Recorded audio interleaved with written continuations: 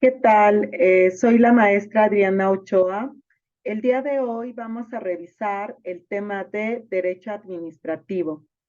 Voy a compartir pantalla. Muy bien. Pues aquí tenemos que reconocer primero la división del derecho. El derecho se divide en tres ramas, lo que viene siendo el derecho social, donde encontramos todo lo que es derecho del trabajo, por ejemplo, el reparto de utilidades a los trabajadores, que está fundamentado en dicha ley, pero también el derecho a la salud. Por ejemplo, los empleados de la iniciativa privada se registran ante el IMSS, los empleados que trabajan en el gobierno ante el ISSSTE. También tenemos el derecho privado, que es la relación entre los particulares. Por ejemplo, al firmar un contrato que está fundamentado con el Código Civil, un acuerdo de voluntades, por ejemplo, al rentar una casa habitación. También tenemos esta rama del derecho, el derecho público. Este derecho público tiene que ver la relación que tiene el individuo ante el Estado como autoridad, pero también la relación entre los estados soberanos que integran a la República Mexicana. Aquí pongo de ejemplo las contribuciones. ¿Por qué? Porque dentro del derecho público encontramos el derecho constitucional. Por ejemplo, en el artículo 31, fracción cuarta de la Constitución Política de los Estados Unidos Mexicanos, nos dice que es obligación de todos los mexicanos contribuir al gasto público. ¿Cómo? Pues a través de las contribuciones. Por eso cada año se publica la Ley de Ingresos de la Federación de cómo el Estado se allega de recursos que puede ser a través de los impuestos, a través del pago de derechos, por ejemplo, al tramitar el pasaporte o solicitar un acta de nacimiento, etcétera. Muy bien. Ahora tenemos aquí la diferencia entre derecho público y derecho privado, que de alguna manera ya se mencionó. Dentro del derecho público también encontramos pues esos servicios que todo ciudadano tiene derecho a utilizar, porque de alguna manera otros ciudadanos o el mismo ciudadano pues contribuyó al gasto público, como puede ser el uso de transporte, el uso, por ejemplo, de hospitales que no tiene que ver con el IMSS ni con el ISSSTE, como la Secretaría de Salud. Eh, Dentro del derecho privado también encontramos el derecho mercantil, esos actos de comercio entre los particulares que está legislado, está fundamentado, por ejemplo, con el Código de Comercio, con la Ley General de Sociedades Mercantiles. Eh, Ahora bien, regresando a la división del derecho, pues también hay que recordar que dentro del derecho social encontramos lo que es el derecho agrario, el derecho económico, aparte de los mencionados. El derecho privado, reiterando, encontramos el derecho civil y el derecho mercantil. Ahora bien, con esta rama del derecho público, no nada más es el derecho constitucional, sino también puede ser el derecho penal, el derecho procesal, pero aquí encontramos el derecho administrativo, que es el objeto de estudio de este tema, de esta revisión. Ahora bien, ¿qué pasa con el derecho administrativo? Hay que ponerlo en contexto. ¿Por qué? Porque en México encontramos los tres poderes de la Unión. ¿Cuáles son? Pues el Poder Judicial, a través de la Suprema Corte de Justicia, el Poder Legislativo, a través de la Cámara de Diputados y Senadores, y el Poder Ejecutivo, representado por el presidente de la República. Luego entonces, el derecho administrativo se aboca al estudio del poder ejecutivo, o sea, cómo ejerce esa actividad del Estado, pero no nada más a través del poder ejecutivo, sino a través de un aparato conocido como la Administración Pública Federal, que esté integrado por personas o grupo de personas que coadyudan a las funciones del Estado. Encontramos pues las secretarías de Estado y como nos mencionó la doctora, en cada sexenio pues a veces cambian el nombre de ciertas secretarías. Por ejemplo, en sexenios pasados se conocía la Secretaría de Desarrollo Social Sedesol y ahora se conoce como la Secretaría de Bienestar. Otro detalle, todo esto está fundamentado legalmente en la Ley Orgánica de la Administración Pública Federal.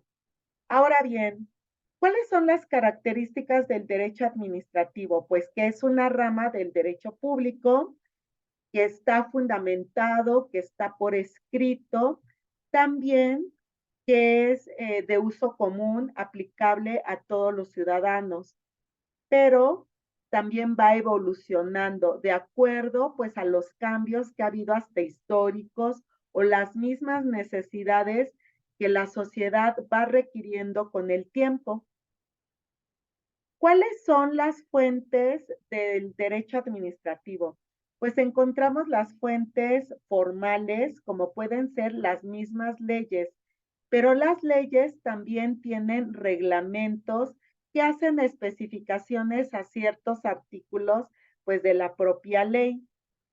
Fuentes reales. Las fuentes reales tienen que ver con el ser humano, como puede ser la cultura, porque pues de ahí puede derivar otra fuente de derecho como es la costumbre.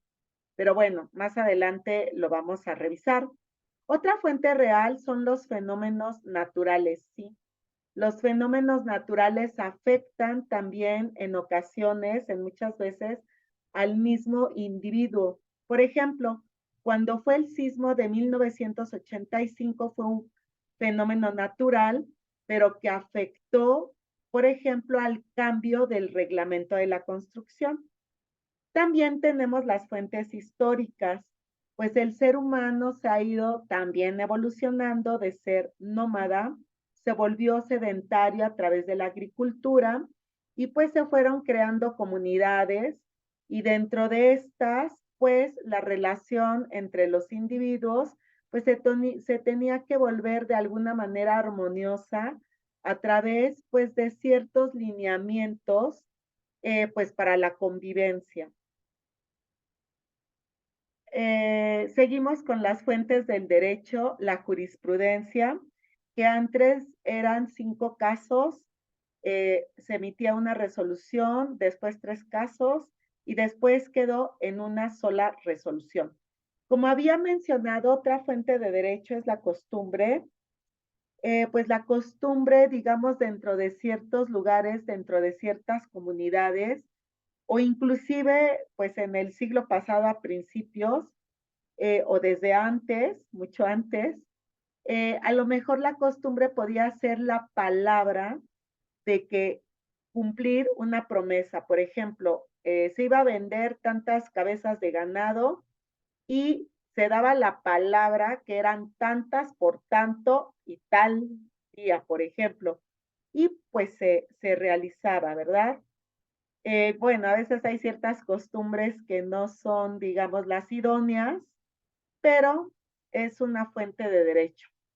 Otra fuente de derecho son los principios generales del derecho, como puede ser que lo que no está prohibido está permitido, también el interés general sobre el particular y la ignorancia no exime de la obligación. Por ejemplo, que alguien quiera vender, que hay muchos, ¿verdad? Pero de manera informal, pues no puede decir si alguna autoridad le dice, no, pues hay que pagar tal multa porque está infringiendo tal norma, tal reglamento, pues es que no sabía, pues no se le exime pues de la obligación y pues a pagar la multa, ¿verdad? Muy bien. Otras fuentes del derecho administrativo es la doctrina, pero la doctrina la elaboran los que tienen el expertise en esas áreas de derecho, como pueden ser los abogados o licenciados en derecho. También la fuente de derecho pueden ser los decretos que los firma el presidente de la República. Todo esto está fundamentado en la Constitución Política de los Estados Unidos Mexicanos. Otra fuente de derecho pueden ser las circulares, que digamos que es la relación, por ejemplo, del contribuyente con el Estado a través del SAT. Aquí, como lo menciona, una actualización en la información de socios y accionistas que conforman las empresas y por la cual debe de estar informada el SAT. También tenemos los acuerdos como fuente de derecho, como es el ejemplo aquí, un convenio del Consejo Técnico del Instituto Mexicano de Seguridad Social. También los convenios es una fuente de derecho, como aquí la firma del SAT y del Infonavit. Claro, que quién lo va a firmar, pues la persona que forma parte de la administración pública, que pueden ser, por ejemplo, los secretarios, ¿no?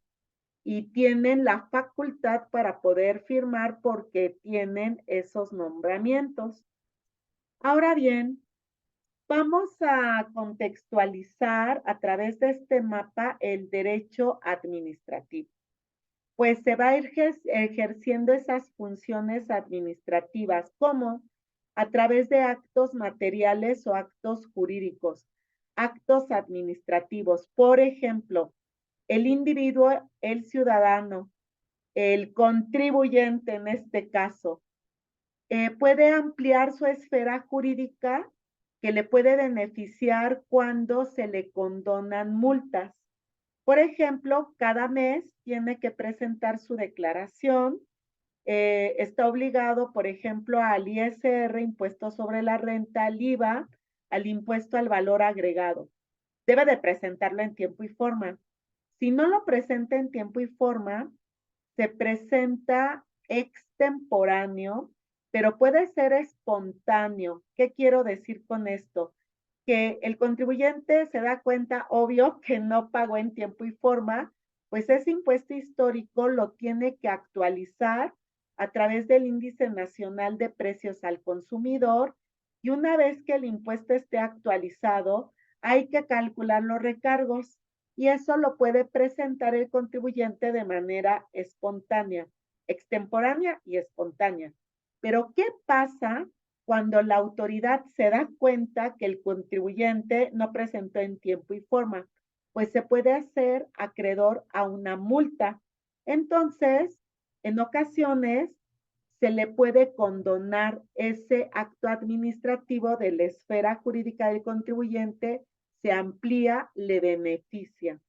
Pero también, por otro lado, ese acto administrativo dentro de la esfera jurídica del contribuyente lo puede limitar, como puede ser el caso de una expropiación.